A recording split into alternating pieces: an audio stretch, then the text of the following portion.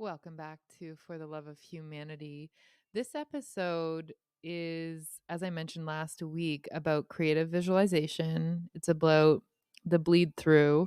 And I'm going to explain how this concept has helped me enter a state of contemplation and also help take the pressure off me to act, to the pressure of impatience, and also to really trust the process, right?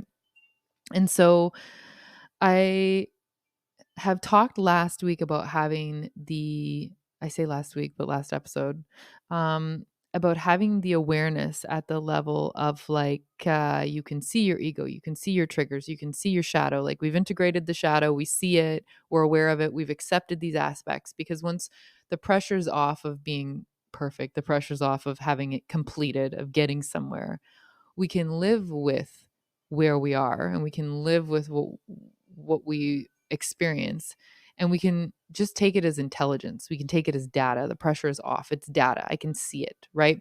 I don't have to feel emotionally loaded about the fact that I make a mistake here and there. I don't have to feel emotionally loaded about the fact that, yeah, certain things seem to trigger me, but as I'm aware of them, I start to feel them dissolve anyway, which is really wonderful.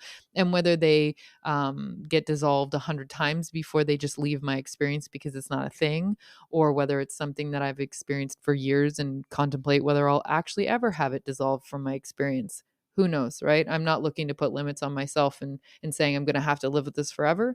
And I'm also not putting limits on myself by thinking I have to dissolve something instantly. So, understanding that I have this awareness of that perspective alerts me to the level of awareness of the architect, the designer, the oracle.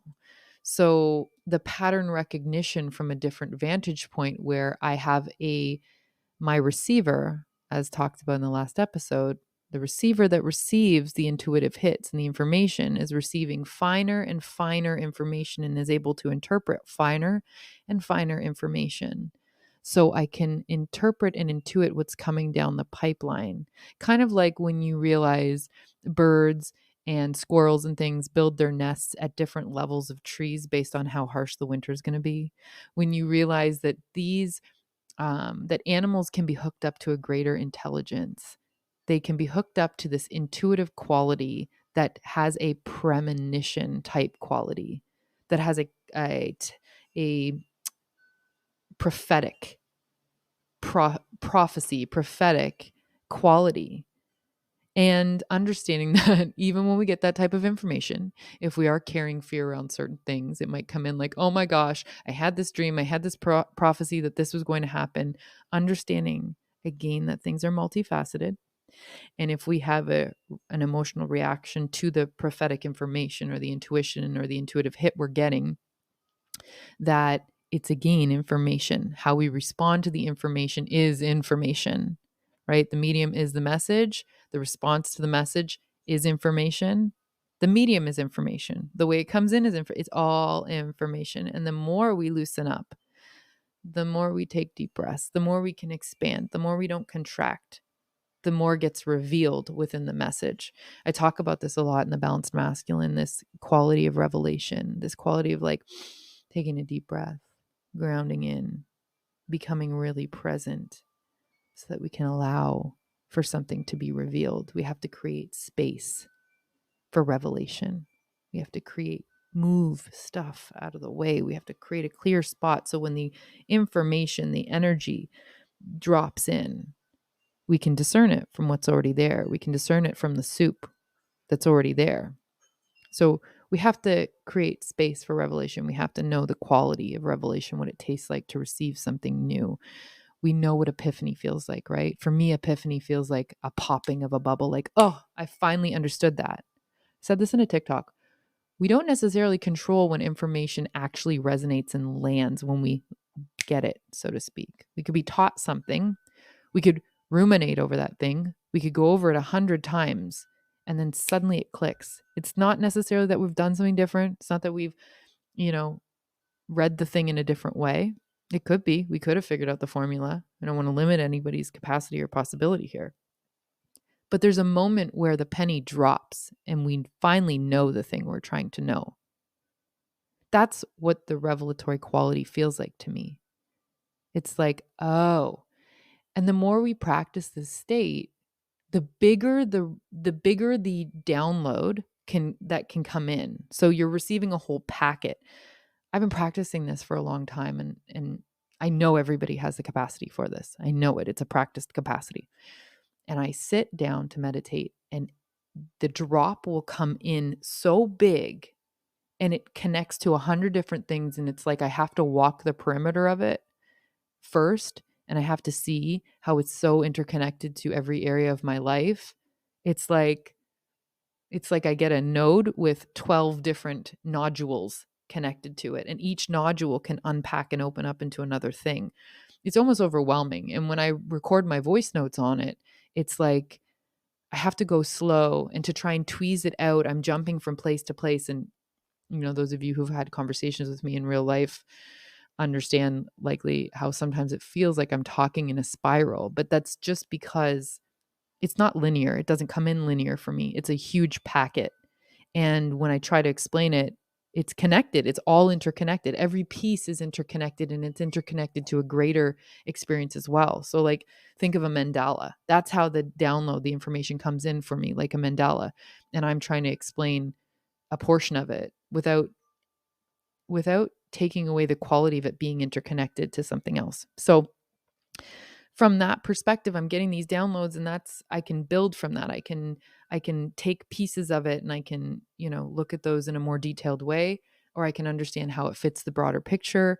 And trusting that process has taken a lot of time.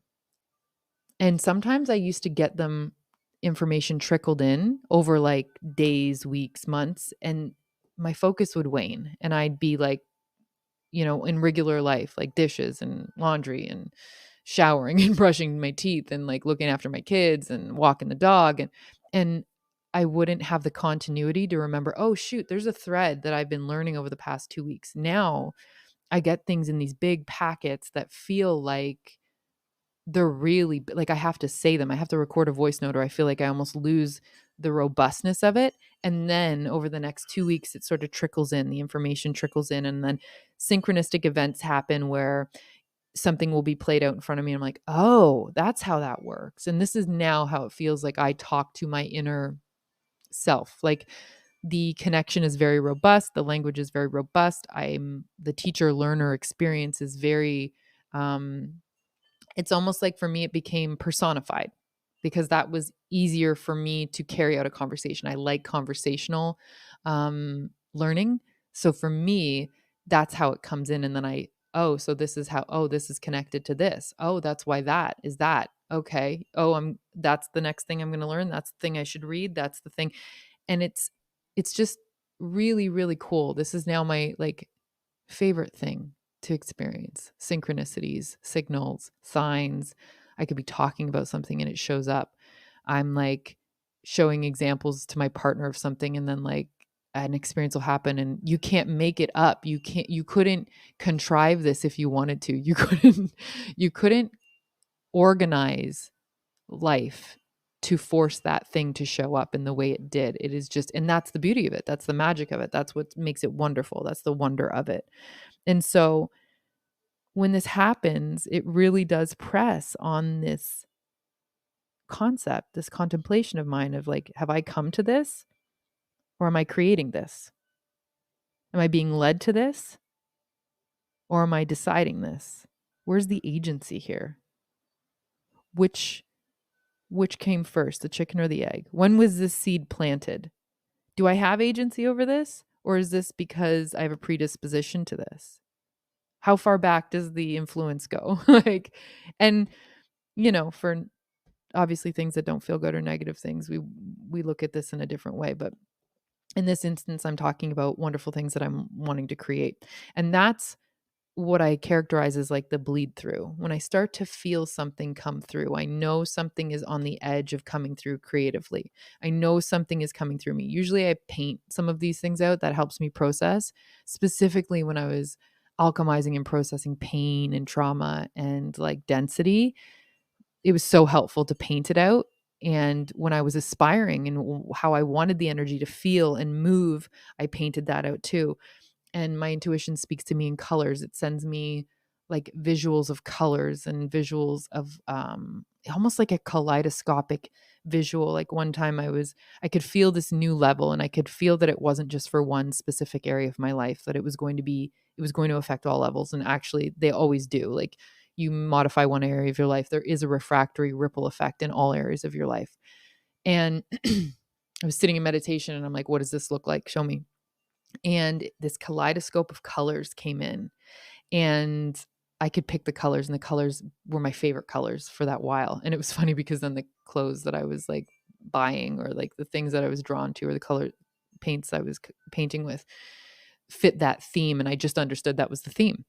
And it was very reassuring to see it, but it was really interesting because this is the concept. I was trying to understand the concept of the bleed through, like what came first. And when you understand you're co-creating, and you are connected, you have your own piece of source within you. You have your own, you know, original zygote cell that is your source origin piece of code. When you see life that way, that's the way I see it. You understand that you are the thing that's sending the message, and you are the thing that's receiving the message, all in one.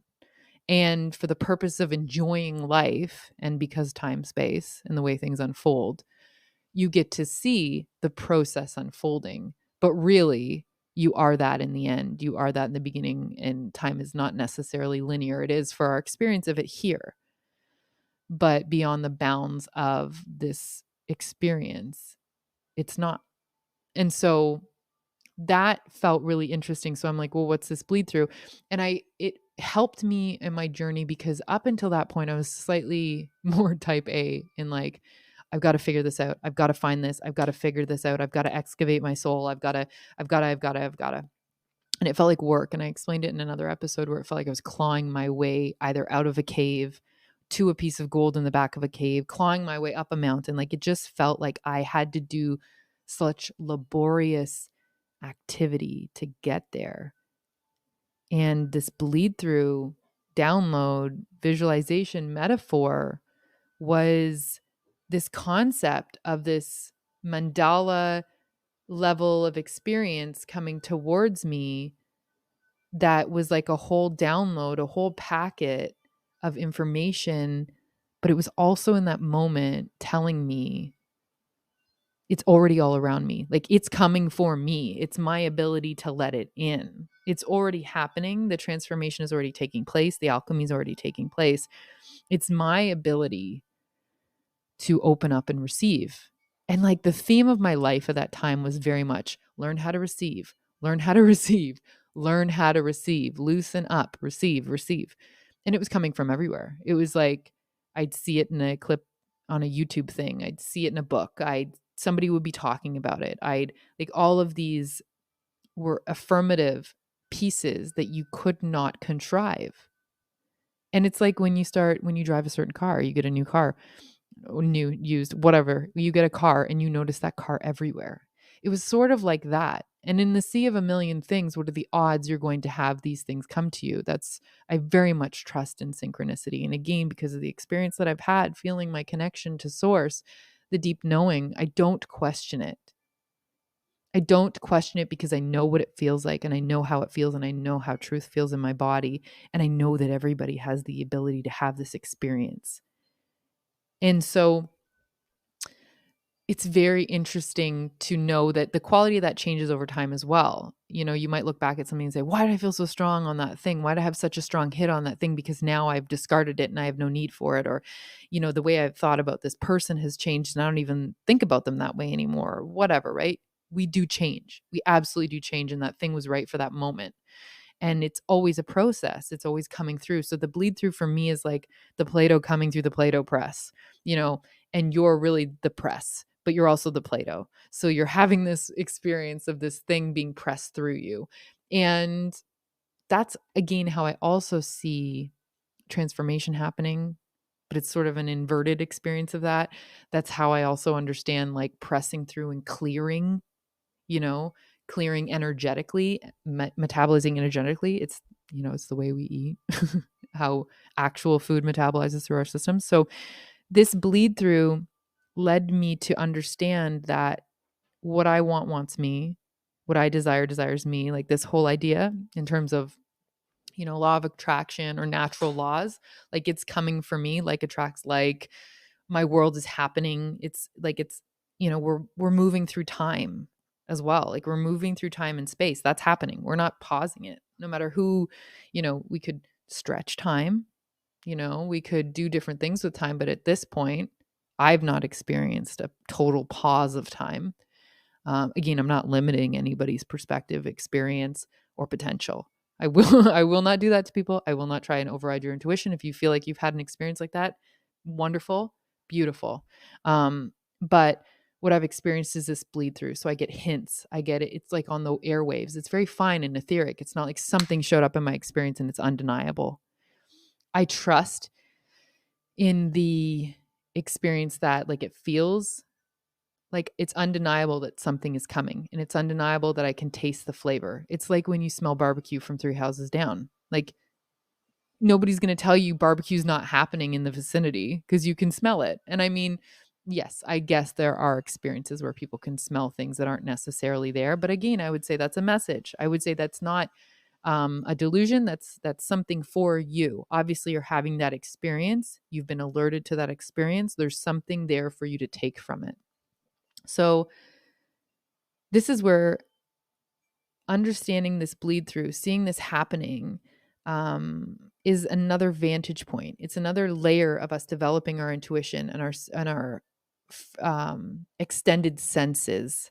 This is the evolution of our human consciousness into the etheric realms, into the unseen, into the spiritual. This is us building that bridge to experience what is yet to come. And if time is not linear and if it's always looping and we're already complete and we're already connected to the end, we're already connected to source, depending on how you believe and see that, then why wouldn't you be able to experience the subtleties? Like I think about it in terms of even the seasons and how they change. So you'll be in summer and you'll get a few fall days and you're like, oh, I remember fall. I know what fall feels like. Oh, fall's coming. Smell the air. Fall's coming. And then you'll get a few warm days again. And if you map that out by squares, like you know how we used to do in school when you do like little squares and it almost looks like pixels, you'd see like, and you pick color for temperature, you'd see a couple of flecks of like, you'd see it going from, you know, yellow to orange to red to purple to blue, whatever. And you'd see the pixelized transition point. So if you think about it on that micro level, the little pixels are coming through the airwaves. Like all the air doesn't smell like barbecue, but you get some winded whiffs of barbecue and it's telling you something's coming. That level of sensibility and intuition is what I'm talking about in this bleed through. And when you can pick up on that, you can start to work with the energy. You can start to mold the energy. You can start to be that oracle, that designer. You can co-create at that level, right? You're not just co-creating in a reactionary place of like, this happened in my emotional experience. Like, oh, I got this bill and now I'm reacting and now I have to deal with it, right? As opposed to we're going further up the line so that we're reacting in the more subtler realms. We're reacting to the energetic awareness and we're working with the energetic awareness. And I believe energy first. You do the work in the energetic experience first. You do the inner work on the inside first. You set the intention. You coordinate with that first. It's like setting the compass. You set the compass 2 degrees in one way, you're going to be eventually on that trajectory. You're going to be so far from where you were. So we do the inner energetic work. We look at the energetic experience to influence, to align with, however you see it, whether you're being influenced or whether you're influencing, whether you're aligning with it or whether it's aligning you to it. Have I come to this or am I creating this? When was I influenced to want to create this, right? And so creative visualization helps me receive some of these impulses. And sometimes it's like, am I, intending to see this vision in my head. Like, what do I want to create next? What do I want to build next? Think about if you want to paint a room. How do you know what to paint it? It's funny. My husband and I moved into the house we're in now, and I could just see it without the walls. Like, it's a now open concept, as I've said, and it had a lot of walls in it, and I could see it without the walls. And he doesn't have the same creative visualization capacity that I do, but I think it's partially because he's a bit more logical and he hasn't necessarily practiced it, but yet he does. He's a goalie and he sees himself. He does this segment intent where he sees himself winning the game, or he sees himself doing these saves, and he's already been doing creative visualization, but he hasn't applied it to, you know, homes. He hasn't applied it to artwork. He hasn't applied it to those types of things, but he's applied it to performance. And so we have this ability, we all do. And if we have it in one area, we're able to use it. It's an ability. It's not segmented to the one area we are proficient at. We can use it across the board. So for me, the current theme is creative visualization. That's where I'm at now. Architecting, designing, understanding the energetic awareness of what's coming down the pipeline in more of an oracle type way. These are the archetypes I'm working with. Creative visualization is helping me work through these things. I'm feeling the bleed through. I'm noticing the bleed through all the time. When something's coming into my purview and my awareness, that's the bleed through. It's happening. It's already happening. I can rest assured that it's coming because it's already happening. Some people see desire this way. Like, if I'm desiring this thing, it's because I'm already meant to have it. I'm supposed to have it. It's on its way to me. That's similar for desire for me. Like, I desire to release certain things. I desire ease in these areas. Similar to like, I desired to work out more and actually enjoy working out. So the way I went about, because that was my desire, that was woven into my intention, was woven into the way I started to work out. First and foremost, I wanted it to be sustainable and enjoyable. So I started with that intention, and that was weaved into the way I worked out. And I trusted that at a certain point, I was going to crave a deeper workout. I was going to crave more weight. I would know when it was time. I'd get the bleed through. I get the sensation. I'd smell it on the airwaves that it was time to up my weight so that I didn't stagnate, so that I wasn't not having any gains anymore. I want to be on the edge of my creation. I want to be on the edge of pushing myself in a performing way, not in a I have to or else I'm not going to be good enough way, but in a I'm enjoying this. Let's open it up more because I'm enjoying being stretched. I'm enjoying generating greater capacity. I'm enjoying being a vessel for more energy coming through. I'm enjoying seeing the signs, synchronicities, and signals around my life. I'm enjoying being in the seat of the creator. I'm enjoying being in the seat of the architect, the designer, the co-creator, the decider at grander and grander levels. I'm enjoying that. So I trust that when it's coming. And that means that I've been more available for the current. So I'm looking to be at the edge of those waves. I'm looking to be on a surfboard. And at one point in my cycle, I was really grateful to be on the lazy river, resting my nervous system. I was very grateful to be, going through purging moments. At some points, I was not grateful for being in the scary cave, like on Willy Wonka, where this creepy scorpion imagery was on the sides of the walls and he's yelling and the lights are different. Like, at one point, I wasn't so grateful being there. But I'm in this phase of like really wanting to be on the edge of the current. And part of that is being influenced by understanding AI, understanding how fast technology is moving, understanding how fast, scammers, bots, different things can copywriting, like understanding how our world is changing and understanding, okay, well, what does that mean? I love being at the forefront. I believe the human being is meant to evolve faster than, at this point, it's debatable, but faster than our technology. And we're supposed to be leading.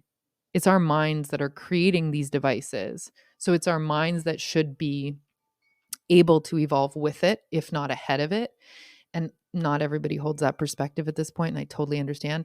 But I believe that's our potential. I believe that's where we could be. And I understand that the collective may or may not be there. And so I want to be available for the current. I want to catch the bleed through at the moment the hints come down the line. And I want to be open enough that I'm not like trying to lock in something as it's still in its formative stage. Like imagine trying to lock in a zygote at that formed stage and the baby comes out looking like the zygote. Like, what? No. So like we have to be open enough for the gestation. And it's a privilege to foresee and understand what's coming down the line as it's just forming. And I feel like that's so magic. That's so magic. And I want to be on the edge of that. And so I'm available for the current. I'm available for the flow. But that also means I have to be willing to show that I'm not totally certain. I'm certain that it's coming. I'm certain at what I'm tasting now, but I'm not certain about what the end looks like, the end result. I'm not certain about what full completion looks like, but I'm okay with that because I'm certain that I will know how to navigate the moments right through to completion, right through to dissolution, right through to renewal, right through to rebirth, right through to all of it.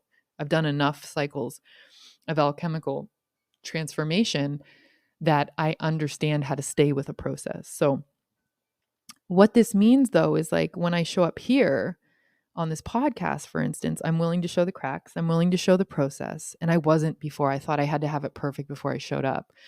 And I get having it to a level of coherence to be able to share, right?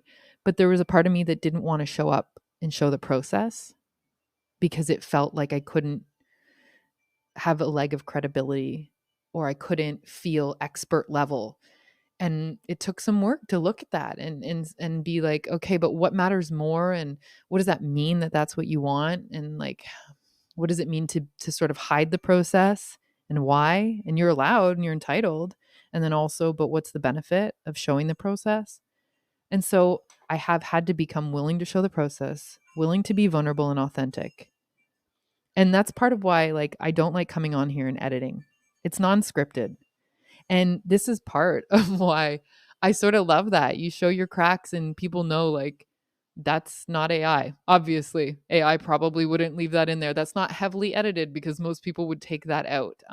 Like last week I left my son coming in the door really excited. I'm like, sorry, that's my son arriving. I'm not sorry. He's a beautiful gem. And but it's also like it's very real. This is real time. I'm willing to be more live.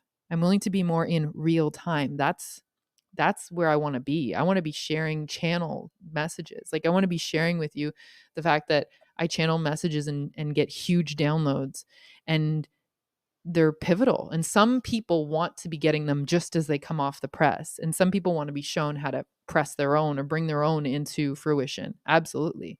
Some people just want to know that the fact that we're experiencing the same thing, like they're experiencing big, huge downloads, they're experiencing channeling, they're experiencing things like that feel odd because they're not grounded. They're still very etheric. They're not proven, tried, tested, and true, experimented with, hundreds of research studies. Like some people really like that, but some people like to know what's on the airwaves, what's coming down now. And that's, where I enjoy spending my time, to be honest.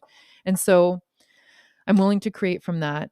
And it has let me take the pressure off and enjoy the unfolding and take inspired action. And this bleed through concept has really helped me understand that I don't have to get it perfect and that I'm feeling it come through and that I can anticipate it. And it doesn't have to be this hard, bloody knuckle work of excavating, and that I can actually just embrace and receive what's coming. And I can trust it because I trust that I've calibrated myself to a level of authenticity and integrity and truth. And I can trust the way it feels as it comes down. And I also understand that I am aware enough to see my own stuff as it gets in the way. And I'm honest enough and I'm willing enough to not cover that up as it comes through. So that's a little bit about my process where we're at currently and my value for authenticity and my value for showing the process and showing up and being willing to be more live. So I'm getting there. I'm getting there to be more live in real time and going on Instagram live more and what have you.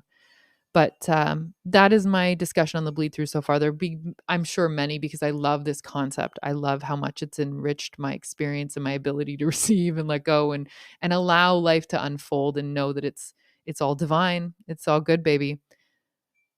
So we'll wrap it up here. If you know of anybody that would enjoy this episode, that would like this episode, please share. If you want to get a hold of me, I'm Femist at Instagram, FEMMYST. And my name is Ashley. Thank you for spending some time with me. Enjoy your day.